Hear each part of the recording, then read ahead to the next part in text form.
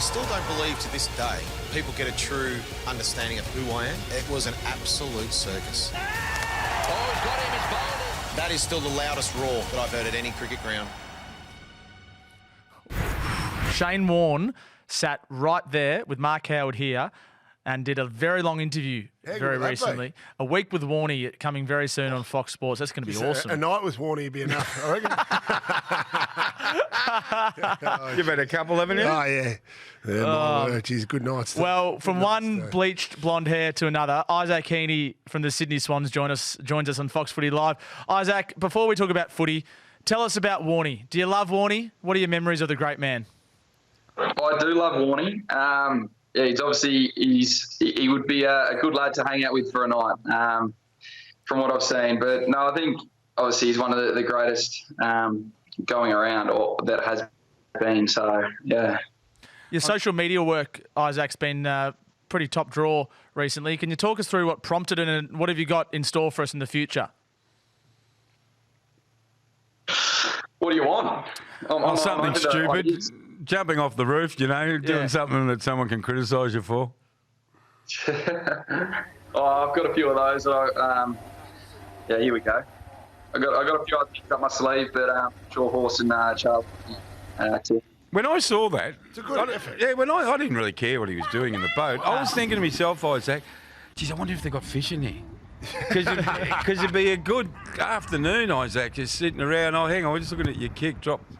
Geez, the Fair. rig. That's a fair kick. The rig's Fair. reasonable, Nick, too. Thanks, buddy. Hey, no.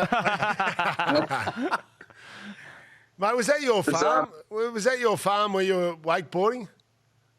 Yeah, so it's just just about 150 metres from the house. And funny you said that with the fish. It's been stocked about 2 years ago with just some silver perch. So they're starting to catch them at the moment. So there's a few of the I guess the cousins down there and just throwing a few lines in, and it's good to sneak down every now and then as well. Sitting around the fire. Where is it? As long as they're not the NRL boys going up for a fishing trip. No, don't start that. They've got a bit of strong. Isaac, what's the hometown or the area? Yeah, so it's in between Newcastle and Maitland, a little place called Stockerington. So not many people know that. So close to Black Hill. I know that might ring a bell with some people. What are you doing for your training, Isaac, at the moment? How are you kicking the footy and who are you kicking it with? Backflips off the Tarzan run. My weight sessions consist of swinging off trees and I've been doing a lot of work with James Bell, so he's trying to keep up with my fitness, but I'm trying to keep up with his pace. So we're working off each other at the moment there, and it's just the two of us been going to work, which has been good. So what do you get, mate? Do you get a daily schedule and you have to perform it on that day, or you say we need you to have these sessions ticked off for the week and you can just do it as you please? How strict are the Swans? Yeah, they've got. I guess it's. For myself, I'm just trying to stay in a bit of a routine at the moment. So, I think it helps with my mental health being one, but also I want to be as fit as I can, ready to come back and continue to play good footy and hopefully, get a few more wins with the lads when we finally get back into it. But, I think it's just every day doing something and 3 times a week hitting it pretty hard as well. So, Hey, Isaac. Are you annoyed? I'll start this sentence again. We've all watched you come into the footy. You're young and skiddy, and you're taking hangers and finding consistency. And amongst that consistency was such brilliant individual brilliance. And everyone's saying this guy's going to be a star. This guy's going to be a superstar. You play round one, and you had a sensational game. And then you've gone into this break. Is it frustrating to the point that you've worked so hard to get yourself into this spot where you just want to explode as a footballer? Is that frustrating for you, or is it, oh, well, take it on the chin, I'm a lackadaisical character, I'll be right, I'll get back whenever I can?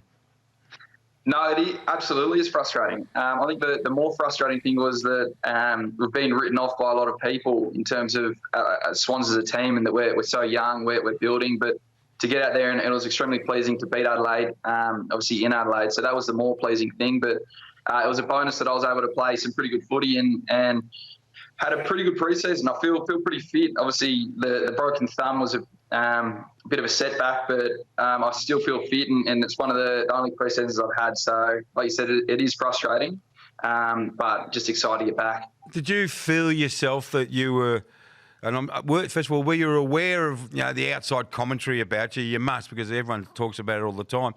And personally, were you thinking, I'm building up to get to a level that your own expectations were set at? You talking personally? Yes. Individually? I try and stick away from it. I think I'm pretty good at sort of escaping from the media. One, obviously being in Sydney, but two, it's just myself. I try to just stay away from those sort of things because it can play with your mind a little bit. And obviously the positional or which position I'll be playing each week is obviously another question that's thrown out there. And wherever horse would want me to play is where I'll play. And it is, like you said, it's hard to play consistent footy on the half forward line, but I love playing forward, and when our midfielders are going to work, it's amazing. But I try and stay away from all that commentary, outside of the club. Have you spoken to Horse recent times? Have I? Yeah. I have. He's checked in with me a couple of times to make sure I'm not doing anything too stupid, but he's been really good. He's keeping in touch with all the players, and I'm sure he'll be on his phone really majority of the day. So he's been really good like that, and it's just a crazy time at the moment with the uncertainty. So a set day to be nice. So speaking of that, Isaac, were you on the call with the AFLPA yesterday? And if so, what did you make of the discussion? Yeah, I was. Obviously, it's a hard topic. I think if we're going to play footy, we must be in hubs. So it's as simple as that. The players got their heads around that. It's just what the hub looks like is the thing that's up in the air at the moment, and the AFLPA, and obviously the players are discussing about that, and it's what I believe is just whatever's most ethical and the best for the players' mental well-being is what's going to happen. So where they get to, I'm not too sure, but it's just crazy times at the moment, to be honest. So where the AFLPA gets to and where the AFL gets to, we're not sure, but what is your position on what is the most ethical way to introduce hubs this year? It's a good question. It's a hard one because obviously I'm pretty lucky because I'm a single lad living by myself. So going away is not going to influence me as much as someone like Josh Kennedy or Buddy that have young kids and a family. So I think the amount of time in the hub, as little as that can be, is going to be the best for players. But what that is, I'm not too sure at the moment. But a few ideas are thrown out there, whether it be 5 games in 3 weeks, then you have a week or 2 off to go home and I don't know how this would work, but go home to your family, then have another 3 weeks with 5 games, and then so do that 3 times and see where we end up there. But obviously the restrictions are lifting and hopefully times can change pretty quickly. Isaac, take us to the moment. All the players, or where were you at home looking at a screen? How many players could you see, or if any? So everyone had their cameras off. I would have loved to see people. So few lads had some funny pictures up on there. A few of them might have been celebrating. Well, yeah. I was told that when it was announced, there was a distinct change in atmosphere on the call, that there was a bit of tension rose. How would you describe the environment when it was first revealed, this plan of 20 weeks in what is it? In Quarantine. It was a little bit hostile, I think. But no, a few players had their say, and everyone stayed reasonably calm. I think there was a few, only because it was a proposal, so it's not 100% locked in, which is good. And there's a few players that had their say. Let's just put it that way. Why do you think they did it now with the timing, mate? Why did they drop a bomb, as been described by Robbo? Why did they drop the bomb on you now? Rather than when? Well, are they just trying to condition you? Are they trying to help you in the process to get your heads around it? Do you feel like that was the reason the AFL got on the front foot and gave you the worst case scenario from the get-go? Or would you have preferred them to be a bit more gentler, just to ease it out over a few weeks? No, I think the players they're asking for that knowledge as soon as they can possibly give it, as accurate as it can be. So I think no, it's good by the AFL to get on the front foot and give us that information as soon as possible. I definitely appreciate it. Did you say anything, Isaac, or did you sit there and just listen to everyone else bounce ideas around? Yeah, I just sat back and listened to a few of the other lads go to work. So yeah, no. Who's the annoying one? Like we've got it here at Fox Footy when we have the legal meetings or the umpires come in, and there's always, who is it? Who is it, Tom. Brad? always Tom. one annoying. Name some names, Brad. No, stop me. Dermy asked about 58 questions last year. Who was the annoying bugger last night out of all the teams, Isaac? Who are you going to throw under the bus? Who just kept asking questions when you wanted to knock off the Zoom call? Oh no, I don't know if I'm throwing you under the bus, but there was a. Oh, no, I can't do it. You almost got him, Brownie. You almost got him. Come on, mate. Come on. You got to give me just give me initials and what Give club. us a club, yeah. Give us a club. Who was the worst? Who was the most annoying club? Oh no, no one was annoying because I think everyone was pretty invested in the conversation, so no one was particularly annoying. I'll give you one initials that were actually not. You know what? No. We nearly had him again. We almost sucked you in. Whoever's doing the meet, well, they're doing a great job at the Sydney Swans because he just held firm, Isaac. Hey, we'll chat to you soon, but we really appreciate your openness and honesty, and look forward to seeing the rest of your work on social media with some drop kicks and whatever else you're doing in your spare time. Thank you very much. Sorry, perfect timing. The dog's just gotten up and. Hang on, put him on. Yeah, show, what's your dog's name, Isaac? Nala. She's a Great Dane and. Jeez, he's a big He's dog. got control of the house. You put a saddle on that. I just woke her up, so she got angry at me, you know. Yeah. But no, she's a great dog. You look like you want to ask a question, Rob, over the dog. Yeah, how old's the dog? Is it? Where'd you get it? What did you pay for it? It's not a greyhound. No. What is it? She's 2 years old. She's a Great Dane. I actually got hold of Bradley Hill. He's got the first litter of her parents is Bradley Hill's pup, and then mine was the second litter. So, Wow.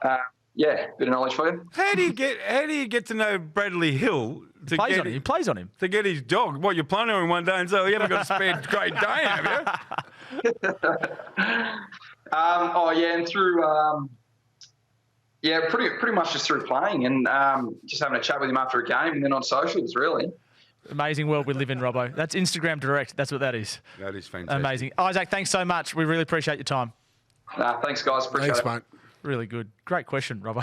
It's Story everywhere. I want to hear about players behind the scenes, and that's one thing we've been able to do on FaceTime. We've got to know players beyond their football. Best thing that's happened. I think it's going to continue post footy. I've got no knowledge, so. but hopefully we can continue to do this.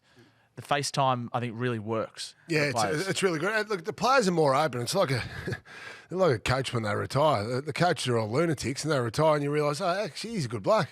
But Like Lee Matthews after you won a flag. That's right. After he retired. Like Lethal. He turned up at my doorstep with 2 bowls of red. Drank the rest of it. Then he's looking at me. He's looking at me grog cabinet for more. But we're talking. But the players, they haven't got the playing stress. They haven't got the anxieties. They haven't got the club restrictions on them. Club restrictions. So be aware of what you're talking about. Don't say anything. Well, we almost got him. We almost got Isaac Heeney just then. If he said a name then, Even initials, we would have Who gone do you through. reckon? I would have What felt club? bad. I would have felt bad. Richmond were very vocal, but they weren't the only club that was vocal. Okay. There were other Victorian All clubs that were vocal. senior, experienced, great players with kids made it known that they were, And understandably so. they were concerned. I get that That's completely. fair Okay. enough too. Yeah, And absolutely. you would hope They're that. not thinking about themselves. They are thinking about their wives and their children, and you're allowed to think about that. It's not them being away; it's their families being at home without them, without the support networks, which are often available in this time. Have the players been whacked though? Unfairly. No, out of this meeting last night. Do you think the players have been whacked? Well, I listened to radio a lot today, a lot of talk back, yes. They know they have to do a job. They know they have to suck it up, but just ease up a little bit on them. Well, why then do some of the players, did you write the article before, Tommy Morris, about the Western Australian blokes Yeah. thought the Victorian blokes were carrying on a bit? Well, that's what they thought. What have you written? West Coast and Fremantle senior players Senior players. Senior players. So we're talking 5 Monday. They're the senior players. Yeah, I'm not saying the And players' West names, Coast but players, yeah. senior And the players, West Coast. Perth-based players, Yep. are more willing, far more willing, Yep. to just take what the AFL is giving them. And they were a bit bemused by the way the Victorian players spoke in the meeting last night. Oh, we should have got one of them on. They would have told us who was arcing up. So that's right. that's interesting, Robbo. You know, so there's. But that's just a difference of opinion. Yeah. This is not a negative thing. You have some players who think the complete opposite of other players. And that's why it's hard for the AFLPA to come to a conclusion about what the players as a cohort. And that's why it was unfair on Patrick Dangerfield from the start. Yeah. When he was getting criticised. He is dealing with, he's trying, there's so many ideas and beliefs out there. And I thought Patrick Dangerfield has done a terrific job. He's made himself available to the media and trying to give people transparency. And that must be a nightmare. Well, at the end of the day, we're going to talk about it. I know we're going to go to a break. Put a percentage on it. The On what? percentage of the players that will play or be involved in the first hub.